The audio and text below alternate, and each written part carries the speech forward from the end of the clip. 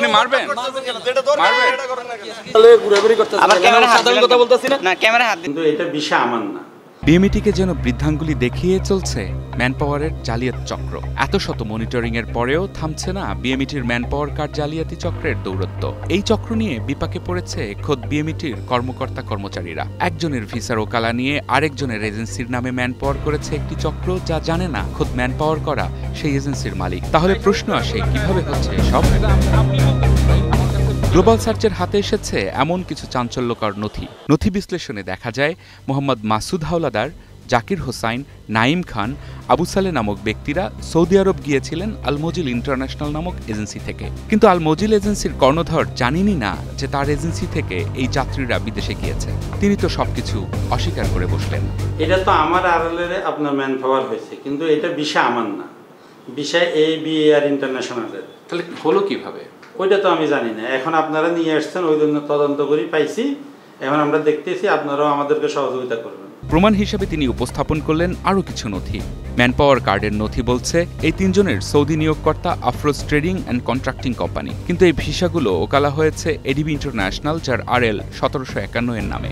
নিয়ম অনুযায়ী ভিসা যেই এজেন্সির নামে ওকালা হয় সেই এজেন্সির নামেই ম্যানপাওয়ার হবার কথা, কিন্তু এখানে সেটা হয়নি। গ্রুপ ভিসার ক্ষেত্রে 25 জনের নিচের সংখ্যাকে ইন্ডিভিজুয়াল হিসাবে গণ্য করা হয়। সেক্ষেত্রে গ্রুপ ভিসায় এমবিসি অ্যাটাস্টেশন বাধ্যতামূলক। এখানে ABD এয়ার ইন্টারন্যাশনাল টেম্পারিংয়ের মাধ্যমে এই 3 জনের ইন্ডিভিজুয়াল সংখ্যাকে 26 জনের গ্রুপে রূপান্তর করেছে এমবিসি অ্যাটাস্টেশন বাদ দিয়ে, যা বিএমইটির আইন অনুযায়ী ঘোরতর অপরাধ। বাইরার ওয়েবসাইটের তথ্য অনুযায়ী ABD এয়ার ইন্টারন্যাশনালের মালিক জনাব আব্দুল করিম কিছুদিন আগে তার মালিকানাধীন আরেকটি এজেন্সি মেসার্চ পিস এয়ার ওভারসিজ, যার RL নাম্বার 1313, একই ধরনের অপরাধের কারণে সার্ভার লক করে বিএমইটি কর্তৃপক্ষ। এত সব অপরাধের তথ্য সংগ্রহের জন্য গ্লোবাল সার্চ বিএমইটিতে গেলে গ্লোবাল সার্চের ক্যামেরায় হামলা চালায় পিস এয়ার ওভারসিজ। আপনি মারবেন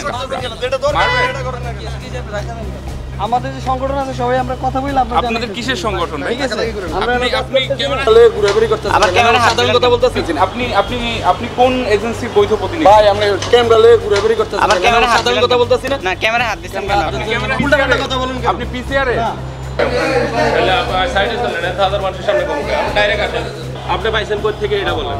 আমি কোত্থেকে পেয়েছি? আমি কি সোর্স ডিসক্লোজ করব আপনাকে? 5ই আগস্ট স্বৈরাচার সরকারের পতনের পরে এ খাতের সংশ্লিষ্টদের প্রত্যাশা ছিল এ ধরনের দুর্নীতির অবসান হবে।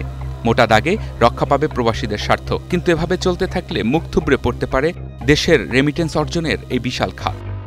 Tanim Ahmed, global television, Dhaka.